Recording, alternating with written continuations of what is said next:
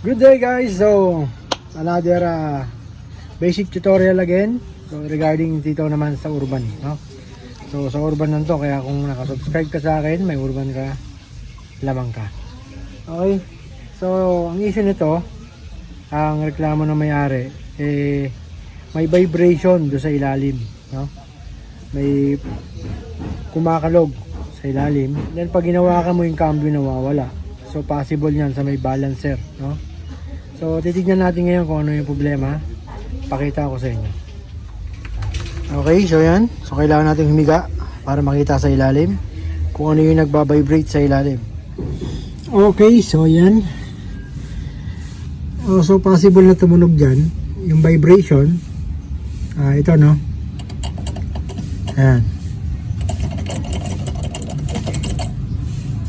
Okay, so kailangan natin tanggalin. Meron yung lock dito. Ayan. So tatanggalin natin yan. Tignan natin kung ano yung issue dito. Kadalasan dyan is bushing lang. So tignan natin kung anong issue nito. So hindi normal yan, no? Yung kalog na yan.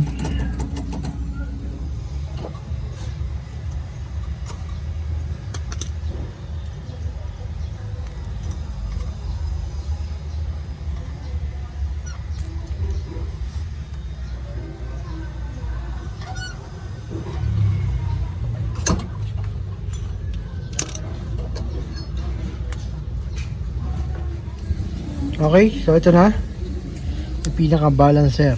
Ayan. So ibang nagiging issue niyan is yung bushing lang. Ayan. Pag luma na, so may play na yan, no? So papalit kayo ng bushing. Nakakabili niyan sa kasa. Ayan. So nasa 100 yung isa niyan or 120. Dating 60 pesos. Nag times 2 na yung price niya, no? Ayan. So dalawa yung bushing yan. Ito replacement to, no? Saan mo nabili ito? Hindi wasak eh. Napalitan na ito isa eh. Engineering plastic. Yan o, engineering plastic. Okay. So ngayon, ang issue nito, kahit goods yung bushing nya, then may lock yan, may vibration, no? Kasi gumagalaw pa rin dahil yung lock nya is yung original, and then may issue na yung pinaka titi nya, no? Huwag kayong bastos, titi lang ng ano yan. Ayan. Okay, makikita nyo may kain na. So anong gagawin natin dyan? Okay, so yan ang abangan nyo. May gagawin tayo dyan.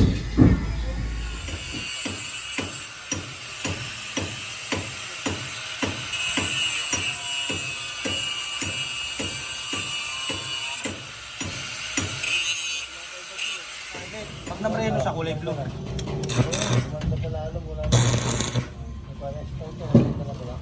Parang magkaiba yung molde mo rito sa ano. Dito maninipis oh. Wala na, lumana yun. Sa ba? Tagtag, no? Opo.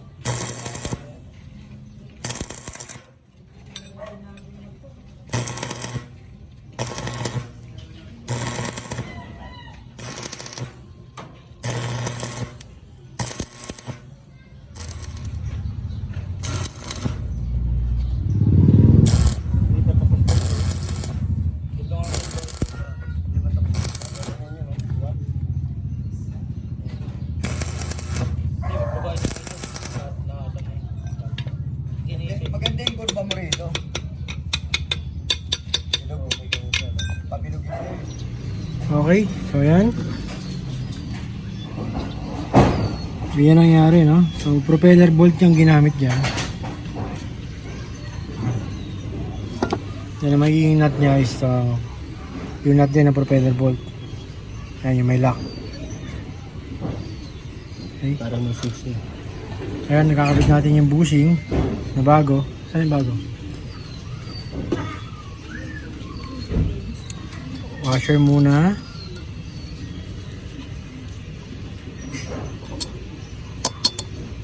And then bushing. Okay. And then washer again. Yan. So sakto yan, no? Okay. So kakabit na natin yan. Ayan, ang difference niya. Dati ito yung lock niya. Ngayon ito na. No? So kailangan lang lagyan ulit ng flat washer dyan. Okay guys, so nakabit ko na. Ayan. Ayan. Wala nang alog, no? So naging kabit niya is ganyan na. Ayan. So nilagyan ko siya ng konting grasa para bawas sa friction, no, ng bakal at saka ng goma. Okay. So yung propeller bolt, ginawa ko dalawang nut. So ginobble nut ko yan. Then testingin nyo rin yung tamang higpit lang. Hindi pwedeng sobrang higpit yan, baka hindi naman gumalaw. Okay. Testingin mo nga. Cambio mo. Yan. Okay. So, dapat maganda yung movement. Hindi mo pwede maigpit. Okay guys, so ganun lang kasimple, no?